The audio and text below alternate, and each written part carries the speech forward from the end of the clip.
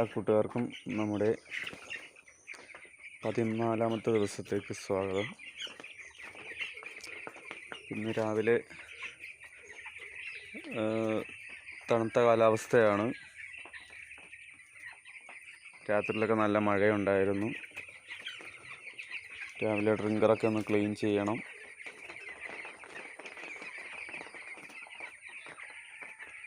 പൊടി ഇളക്കിയും കൊടുക്കണം. ഡ്രിങ്കറിൻ്റെ ലീക്കിങ് വരുന്നതുകൊണ്ടാണ് ഇങ്ങനെ നനഞ്ഞു കിടക്കുന്നത്. അതും കുറച്ച് ദിവസം കഴിയുമ്പോൾ സ്മെല്ലിന് കാരണമാകും. ഇതിന് കുഴപ്പമില്ല. ഇതിനുമുണ്ട്. ഇതിന് ഉള്ളിലെ വാഷറിൻ്റെ ഗ്യാപ്പിൽ അഴുക്ക് കയറുമ്പോഴാണ് ഇങ്ങനെ ലീക്കിങ് വരുന്നത്. ഇതഴിച്ച് നല്ല രീതിയിൽ ക്ലീൻ ചെയ്ത് ഇടുവാണെങ്കിൽ ആ പ്രശ്നം നമുക്ക് പരിഹരിക്കാം.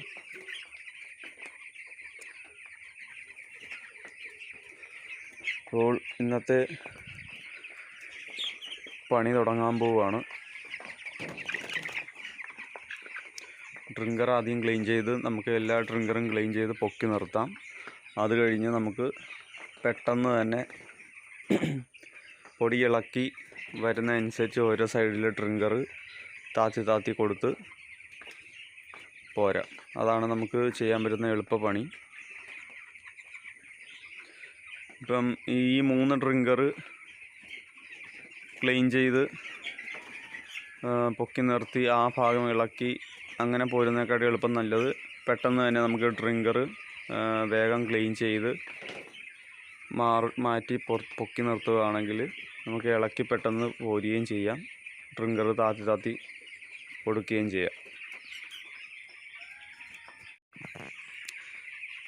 നമ്മൾ ഇളക്കി കൊടുക്കുന്നതിന് മുൻപായിട്ട് ഞാൻ നേരത്തെ കാണിച്ച ഡ്രിങ്കറിൻ്റെ താഴെ നനഞ്ഞിരുന്ന പൊടി മാറ്റി അവിടെ പുതിയ പൊടി ഇട്ടിട്ടുണ്ട്. പിന്നെ അതുകൂടാതെ ഡ്രിങ്കറിൻ്റെ ചുറ്റിനും ഇവർ വെള്ളം കുടിച്ച് കട്ടയാക്കി വെച്ചിരിക്കുന്ന ഭാഗം കൂടി നമ്മൾ മാറ്റിയിട്ടുണ്ട്. അവിടെയും പുതിയ പൊടി ഇട്ടു. ആ നനഞ്ഞ കട്ട പിടിച്ച ഭാഗങ്ങൾ നമ്മൾ പുതിയ ഏരിയയിൽ പൊടിയുമായിട്ട് മിക്സ് ചെയ്തിട്ടുണ്ട്. ഇതെല്ലാം നമ്മൾ കട്ട കൂടിയ ഭാഗങ്ങൾ പുതിയ ഏരിയയിലേക്ക് ഇട്ടിരിക്കുകയാണ്. ഇനി ഇവിടെ മിക്സായി കിടന്ന് അത് ഉണങ്ങി ചെറിയ പൊടിയായി മാറിക്കോളും.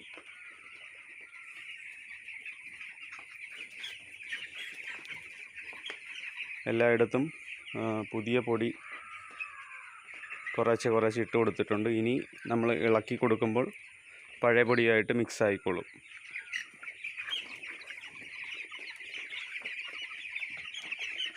പുതിയ പൊടി എല്ലായിടത്തും ആയിട്ടുണ്ട്. ഇനി നമുക്ക് ഇത് ഇളക്കി കൊടുക്കാം.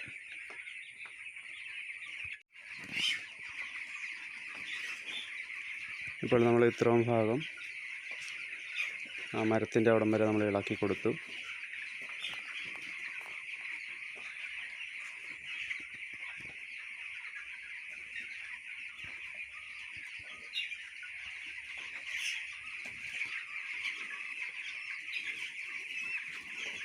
അതോടെ തന്നെ കോഴിക്കുഞ്ഞുങ്ങളെല്ലാം ഒരു സൈഡിലോട്ട് മാറി നിൽക്കുമായിരുന്നു. ഇങ്ങനെ ഇളക്കുന്ന സമയത്ത് നമ്മൾ ഡ്രിങ്കർ എല്ലാം പൊക്കി നിർത്തുന്നതാണ് നല്ലത്. അല്ലെങ്കിൽ ഇവർ കോഴിക്കുഞ്ഞുങ്ങൾ തട്ടിമറിച്ച് വെള്ളം നമ്മൾ പൊടി നനയാൻ സാധ്യതയുണ്ട്. ഇപ്പോൾ വലുതായി കഴിഞ്ഞാലും നമ്മൾ ഡ്രിങ്കർ ക്ലീൻ ചെയ്ത് എല്ലാം പൊക്കി നിർത്തിയതിന് ശേഷം തീറ്റയും ഇതുപോലെ തന്നെ പൊടി ഇളക്കി കൊടുക്കുന്നതും നല്ലതാണ്. തീറ്റ ഇടുമ്പോഴും ഇതേ പ്രശ്നം തന്നെയാണ്. നമ്മൾ തീറ്റയായിട്ട് പാത്രത്തിനടുത്തോട്ട് ചെല്ലുമ്പോൾ കോഴി പെട്ടെന്ന് ഓടി മാറുകയും ഈ ഡ്രിങ്കറെ തട്ടുകയും വെള്ളം കമന്ന് നനയുകയും ചെയ്യും. അതുകൊണ്ട് നമ്മൾ വൈകുന്നേരം ഡ്രിങ്കർ ക്ലീൻ ചെയ്യുവാണെങ്കിൽ ആ സമയത്ത് നമുക്ക് നമ്മുടെ തീറ്റ ഇട്ട് കൊടുക്കാനും പറ്റും.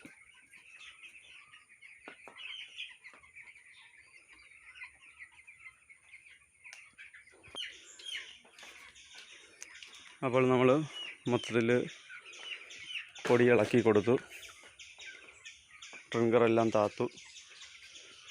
പുതിയതായിട്ട് 2 ട്രിങ്കർ കൂടി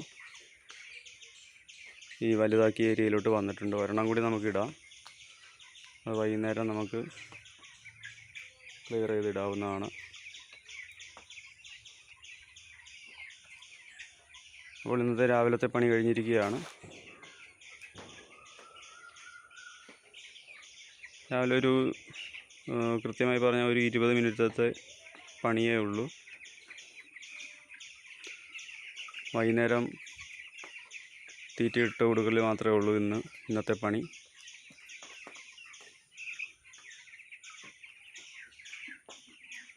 അപ്പോൾ ഇനി വൈകുന്നേരം കാണാം. നമ്മളപ്പം വൈകുന്നേരം തീറ്റ മാത്രം ഇട്ട് കൊടുക്കലായിരുന്നു ഉണ്ടായിരുന്നത്. തീറ്റ എല്ലാ പാത്രത്തിലും ഫില്ല് ചെയ്തു. കഴിഞ്ഞ ദിവസം പറഞ്ഞ പോലെ നമ്മൾ 1000 കോഴിക്ക് 20 തീറ്റപാത്രമാണ് ഇത്തവണ വയ്ക്കുന്നത്. ആ പാത്രം കംപ്ലീറ്റ് ആയിട്ട് കയറ്റിയിട്ടുണ്ട്.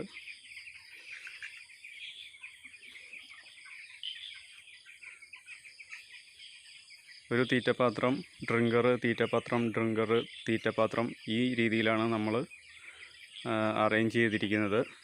അതനുസരിച്ച് വരുമ്പോൾ സ്ഥലം പോരാ. ബാക്കിയുള്ള ഗ്യാപ്പിലാണ് ബാക്കി തീറ്റപാത്രമെല്ലാം വെച്ചിരിക്കുന്നത്. ഏകദേശം 2 ചാക്ക് തീറ്റ വീഴുന്നുണ്ട് ഈ 20 പാത്രത്തിലായിട്ട്.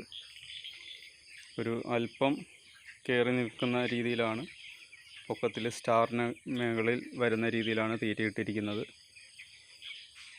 അങ്ങനെ 2 ചാക്ക് തീറ്റ, അതായത് 100 കിലോ തീറ്റ നമ്മൾ ഇട്ട് കൊടുത്തിട്ടുണ്ട്.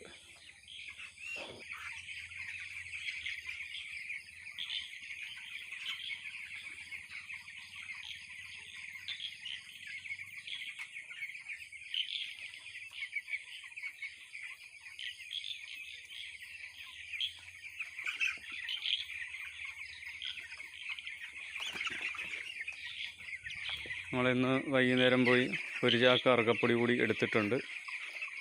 അതിനി ചെയ്യാൻ പോകുന്നത് വെച്ച് കഴിഞ്ഞാൽ, നമ്മൾ ആദ്യം ഇട്ട ഭാഗത്തെ കുറച്ച് കട്ടിയുള്ള ഭാഗമുണ്ട്, അവിടുത്തെ ഒരു പകുതിയോളം അറക്കപ്പൊടി നമ്മൾ മാറ്റി ഇവിടെ കൊണ്ട് ഇട്ടിട്ട്, ഇവിടുന്ന് നമ്മൾ അത്രയും പൊടി തന്നെ പുതിയത് അവിടെ ഇട്ട് മിക്സ് ചെയ്യും.